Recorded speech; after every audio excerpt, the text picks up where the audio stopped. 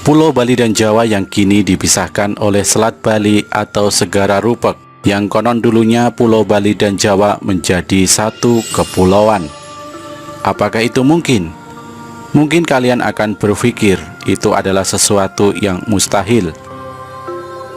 Kita akan membahasnya mulai dari cerita yang diturunkan dari kakek nenek leluhur. Mulai dari kisah Resi Markandeya yang membawa rombongan sebanyak 4.000 pengikut untuk membangun Pura Besaki. Dalam kisah itu diceritakan bahwa mereka menuju Bali tanpa menyeberangi sebuah selat Bali menggunakan perahu, karena pada saat itu Pulau Bali dan Jawa masih menjadi satu. Kemudian terdapat sebuah kisah dalam sejarah Nusantara ini, bagaimana Pulau Bali dan Jawa akhirnya terbelah dipisahkan oleh Selat Bali. Menurut uraian sebuah kitab bernama Usana Bali, bahwa putusnya Pulau Jawa dengan Pulau Bali adalah disebabkan kesaktian seorang pendeta bernama Empu Sidimantra. Pendeta itu bertempat tinggal di Jawa Timur, bersahabat karib dengan seekor ular besar yang bernama Naga Basuki. Naga Basuki berliang di desa Besaki yang terletak di kaki Gunung Agung, yang merupakan sebuah gua besar yang dianggap suci. Karena persahabatan itu, Empu Sidimantra setiap bulan purnama selalu datang ke Besaki bertemu Naga Basuki dengan membawa madu, susu, dan mentega untuk sahabatnya tersebut. Empu Sidimantra mempunyai anak bernama Ida Manik Angkeran. Anaknya tersebut sangatlah suka berjudi meski sudah dilarang oleh ayahnya. Ida Manik Angkeran akhirnya pun sering mengalami kekalahan saat berjudi.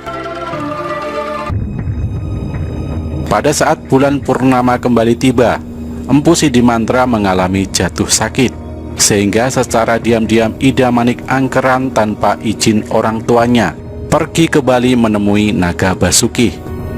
Sampai di sana ia lalu duduk bersila sambil membunyikan bajra yang dibawanya itu, sehingga Naga Basuki keluar dari liangnya. Atas pertanyaan ular besar itu, Ida Manik Angkeran lalu menerangkan bahwa ayahnya masih sakit. Oleh karena itu ia menjadi wakilnya membawa madu, susu, dan mentega yang biasa dihidangkan oleh ayahnya setiap bulan. Naga Basuki dengan senang hati menerima pemberian dari Ida Manik Angkeran. Kemudian Naga Basuki bertanya kepada Ida Manik Angkeran, apakah yang diinginkan untuk bekal dalam perjalanan pulang. Ida Manik Angkeran tidak meminta apapun, hanya meminta silakan Naga Basuki kembali masuk ke dalam gua terlebih dahulu. Ketika itulah Ida Manik Angkeran melihat sebuah permata yang indah berada di ekor Naga Basuki. Dia pun berpikir permata itu akan cukup digunakan untuk bisa berjudi seumur hidupnya. Akhirnya Ida Manik Angkeran nekat memotong ekor dari Naga Basuki dan mengambil permatanya kemudian lari. Akan tetapi akhirnya Ida Manik Angkeran mati karena hangus terbakar di hutan Camara Geseng, karena jejak kakinya dapat dijilat oleh kemarahan Naga Basuki.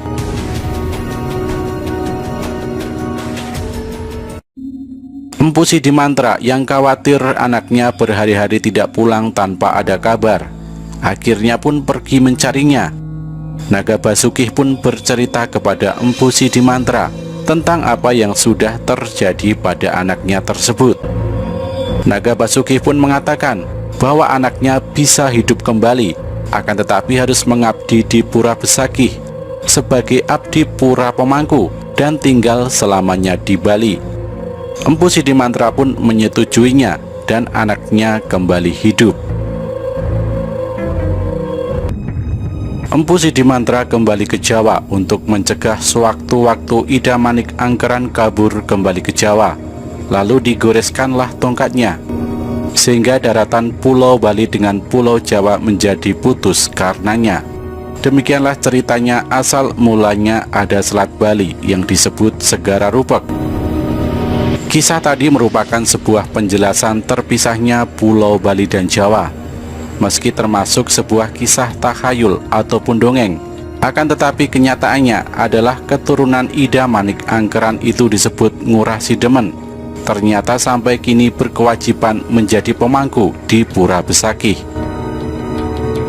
Penulis bangsa Eropa bernama Raffles, Heckman, dan Van Eyck sama-sama membenarkan bahwa Pulau Bali dan Jawa bekasnya menjadi satu daratan oleh bencana alam yang disebabkan meletusnya sebuah gunung berapi.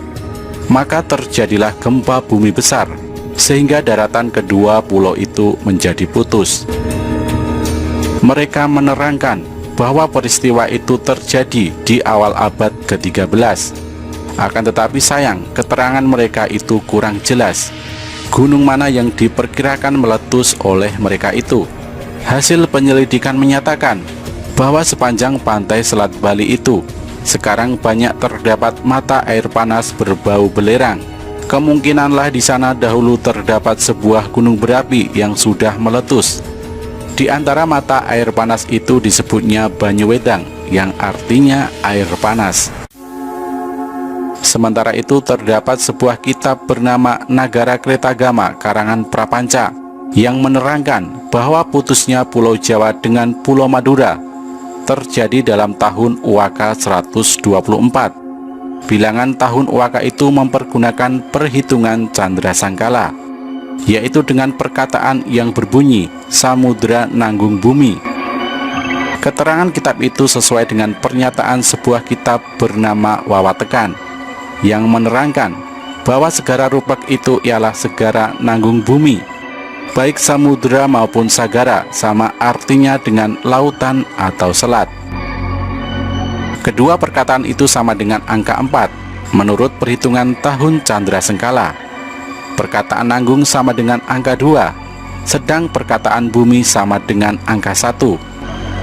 Oleh karena caranya menghitung angka-angka itu harus berbalik, maka terjadilah bilangan tahun Uwaka 124 atau tahun Masehi 202. Meskipun kitab-kitab itu sudah menerangkan demikian, namun pernyataan itu tiada dapat dipakai pegangan yang kuat untuk menentukan putusnya Pulau Bali dengan Pulau Jawa yang terjadi semasa itu.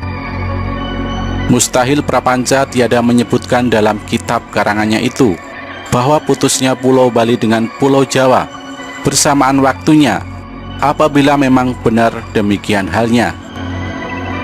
Dalam pada itu seorang penulis bernama J.W. Leadbeater menerangkan di dalam sebuah kitab karangannya bernama The Occult History of Java bahwa putusnya Pulau Jawa dengan Pulau Sumatera terjadi dalam tahun Masehi 915 yang menyebabkan putus kedua pulau tersebut.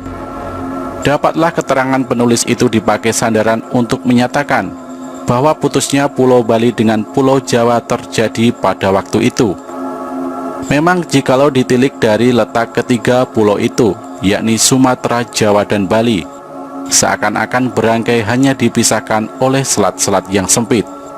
Tidaklah mustahil kejadian di Selat Sunda dapat dipengaruhi keadaan di Selat Bali. Sementara kitab-kitab itu tiada memberi ketegasan waktu mana kiranya putusnya Pulau Jawa dengan Pulau Bali terjadi, maka pendapat umum lebih condong mempercayai teori ilmu bumi. Pada zaman dahulu sebagian besar kepulauan Indonesia belum ada, masih bersatu dengan benua Asia. Maka pada suatu ketika, yaitu pada zaman es, konon katanya gunung-gunung es yang terdapat di kutub utara dan di kutub selatan menjadi cair, sehingga permukaan laut naik dan merendam daerah-daerah yang rendah. Oleh karena itu terjadilah lautan Tiongkok Selatan, Laut Jawa, dan Selat Malaka. Kemungkinan ketika itulah terjadinya Selat Bali, lantaran dataran di sana rendah, turut terendam air laut yang sedang pasang. Jika memang demikian halnya, sudah tentu putusnya Pulau Bali dengan Pulau Jawa terjadi beberapa ratus abad sebelum tahun Masehi. Demikianlah keterangan-keterangan yang diperoleh mengenai hal ihwal putusnya Pulau Bali dengan Pulau Jawa. Namun para ahli belum ada yang berani menerangkan kapan sebenarnya peristiwa itu terjadi. Baiklah hal itu dipakai sebagai gambaran saja untuk meraba-raba bahwa kedua pulau itu pada suatu masa kiranya memang benar mula-mula menjadi satu daratan.